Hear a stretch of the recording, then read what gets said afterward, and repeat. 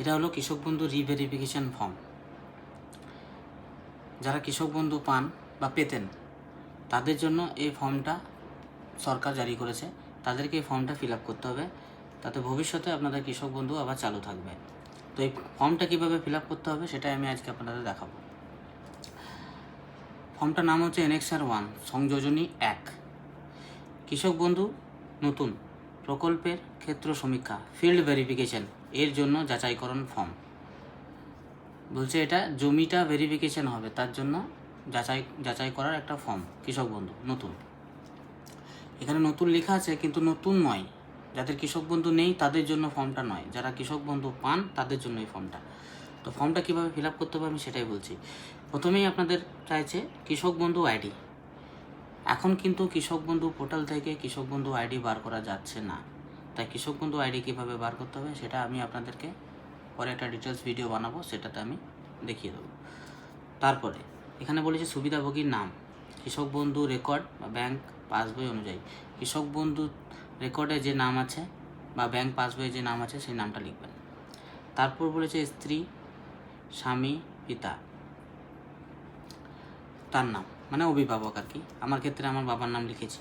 তারপর অ্যাড্রেস, ঠিকানা নারায়ণপুর আমার গ্রামের নাম। ডিস্ট্রিক্ট, আপনি কোন ডিস্ট্রিক্ট থেকে বিলং করছেন সেই ডিস্ট্রিক্টের নাম লিখবেন। ব্লক, আপনি কোন ব্লক থেকে বিলং করছেন সেই ব্লকের নাম লিখবেন। গ্রাম পঞ্চায়েত, মৌজা বা ভিলেজ, গ্রামের নাম লিখলেন। তারপর আছে ব্যাঙ্ক ডিটেলস। এখানে বলেছে আপনার ব্যাঙ্ক ডিটেলস, ব্যাঙ্ক ও শাখার নাম, ব্যাংকের নাম।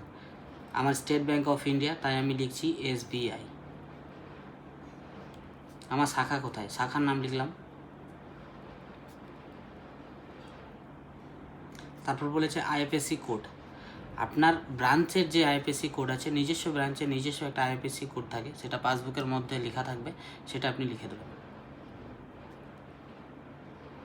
তারপর বলেছে অ্যাকাউন্ট নাম্বার,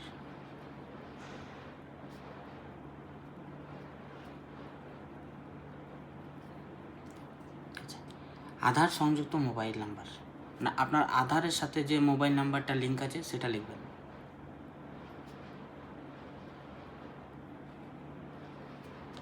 তারপর বলেছে আধার নাম্বার, আপনার নিজের আধার নাম্বার, যে কৃষক বন্ধু পায় তার আধার নাম্বার।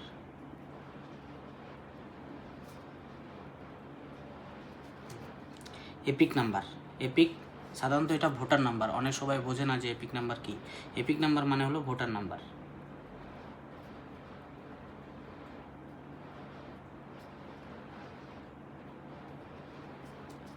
তারপর এখানে বলেছে এসি নাম্বার, এসি মানে অ্যাসেম্বলি কনস্টিটিউয়েন্সি। এসি মানে আপনি কোন অ্যাসেম্বলি থেকে বিলং করছেন সেই অ্যাসেম্বলির নাম্বার এবং পাশে তার নামটা লিখে দেবেন। পার্ট নাম্বার, আপনার পাড়ার বা আপনার একটা আপনার নিজের সংসদের একটা পার্ট নাম্বার থাকে, সেই পার্ট নাম্বারটা লিখবেন।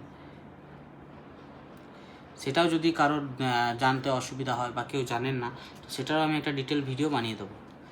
তারপর বলেছে সিরিয়াল নাম্বার, আপনার ভোটারের ফাইনাল লিস্টে, আপনার ভোটার লিস্টে যে একটা সিরিয়াল নাম্বার থাকে, সেই সিরিয়াল নাম্বার আপনার কত নাম্বারে নাম আছে সেটা লিখবেন। তারপর বলেছে SIR/WBLA 26 ভোটারের জন্য ASDD তালিকায় পাওয়া গেছে। এখানে বলেছে আপনার ভোটার তালিকায় যদি নাম বাদ গিয়েছে, মানে A মানে হলো অ্যাবসেন্স,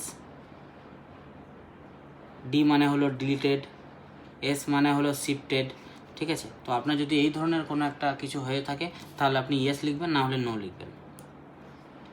আর এটা বলেছে আপিল ট্রাইব্যুনাল মুলতুবি রয়েছে, pending under SIR appreciate tribunal, মানে আপনার নামটা ডিলিট হয়েছে, দিয়ে আপনি তারপর ট্রাইব্যুনালে অ্যাপ্লাই করেছেন, ট্রাইব্যুনালে এখনও আপনার নামটা আছে, এখনও ভোটার লিস্টে ইনক্লুড হয়নি।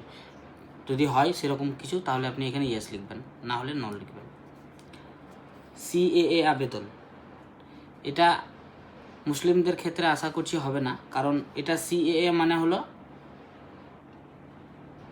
সিটিজেনশিপ অ্যামেন্ডমেন্ট অ্যাক্ট, মানে এটা হলো যারা বাংলাদেশ থেকে এসেছে শরণার্থী, যারা আমাদের হিন্দু ভাইরা, তাদের জন্য, তারা CAতে অ্যাপ্লাই করেছেন, এখন পেন্ডিংয়ে আছে তাদের জন্য। তো আমি এটা নো করলাম। এটা বলেছে PM কিষাণের সুবিধাভোগী কিনা, আপনি যদি পিএম কিষাণ পান তাহলে ইয়েস লিখবেন, না হলে নো লিখবেন। প্রধান পেশা, আপনি কি করেন? আপনি যদি কোনো সরকারি সংস্থায় কাজ করেন বা কোনো বেসরকারি সংস্থায় বেতনভোগী হন বা শিক্ষা প্রতিষ্ঠান কোনো স্কুল কলেজ বা কোনো জায়গায় কাজ করেন তাহলে সেটা লিখবেন। আর না হলে আপনি যদি চাষি হন বা দিনমজুর হন, যেটাই হন আপনি এখানে লিখবেন।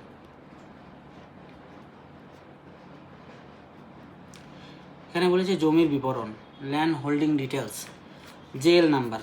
আপনাদেরকে আমি এটা দেখিয়ে দিচ্ছি। জেএল নাম্বার কোথায় পাবো? আপনারা এরকম একটা পর্চা থাকবে নিশ্চয়ই।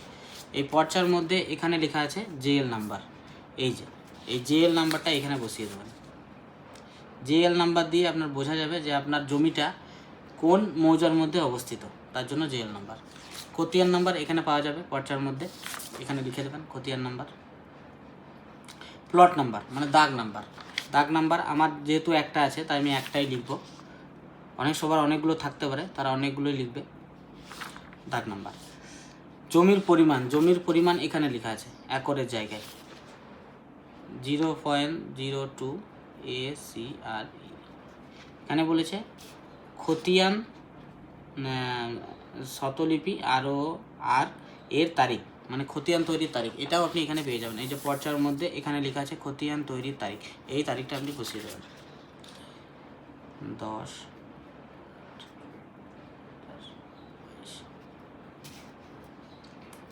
জমি দখলের ধরন, এটা বলতে চাইছে জমি দখলের ধরন। আপনি যদি জমিটা কিনে থাকেন সেক্ষেত্রে আপনি পারচেজ লিখবেন। ডেথ মিউটেশন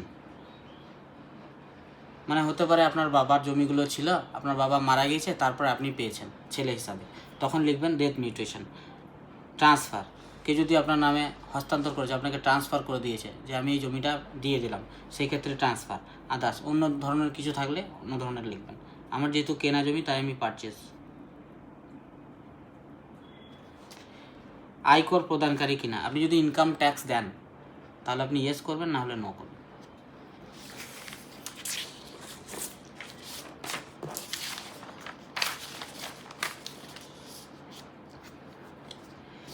এটা স্পাউস ডিটেলস। আপনি যদি ছেলে হন তাহলে আপনার স্ত্রীর নাম হবে, আপনি যদি মেয়ে হন তাহলে আপনার স্বামীর নাম হবে। আমি আমার স্ত্রীর নাম লিখছি।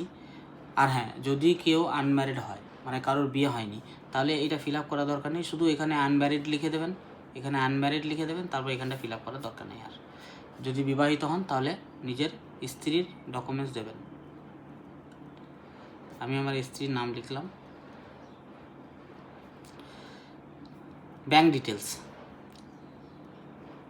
SBI, শাখার নাম, IPC কোড, অ্যাকাউন্ট নাম্বার,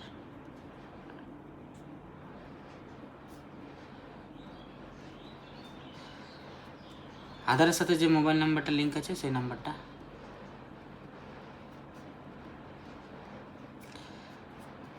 আধার number,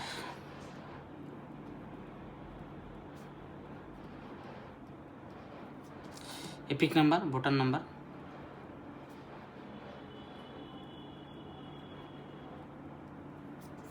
AC number, assembly constituency,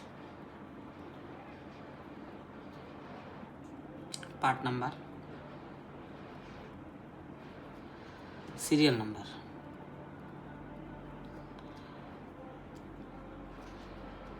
এখানে বলেছে KBN এর সুবিধাভোগী কিনা, মানে আপনার স্ত্রী সেও কি কৃষক বন্ধু পায়, যদি পায় তো ইয়েস লিখবেন, না হলে নো লিখবেন।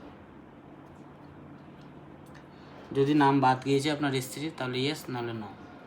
ট্রাইব্যুনাল অ্যাপ্লাই যদি আছে তাহলে ইয়েস, না হলে নো। সিএ তো নো হবে এটা।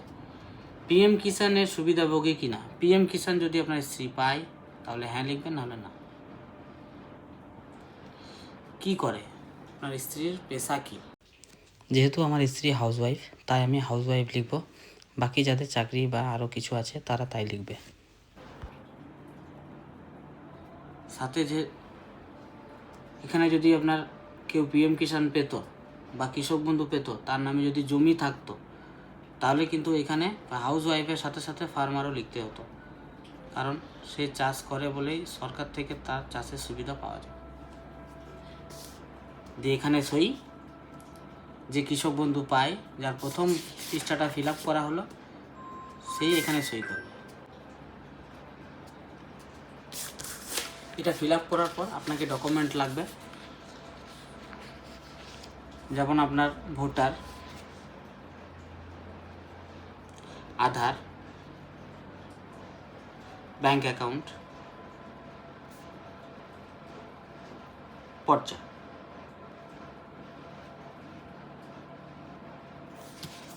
এটা হলো আপনার, মানে যে কৃষক বন্ধু পায় তার, এবং তার স্ত্রীর বা তার স্পাউসের, স্বামী বা স্ত্রীর কী ডকুমেন্টস লাগবে, একই, ভোটার, আধার, ব্যাংক অ্যাকাউন্ট।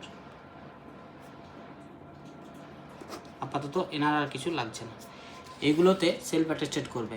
কৃষক বন্ধু যে পায় সে তার ডকুমেন্টসে সেলফ অ্যাটেস্টেড করবে, তার স্ত্রী বা স্বামী সে তার ডকুমেন্টসে সেলফ অ্যাটেস্টেড করবে, দিয়ে একসাথে স্ট্যাপল করে আপনাদের কাছে করে যে ব্লক আছে বা পৌরসভা আছে যেখানে কৃষক বন্ধুর কাজ হয়, কৃষি বিভাগ যেখানে, সেখানে জমা দেবে।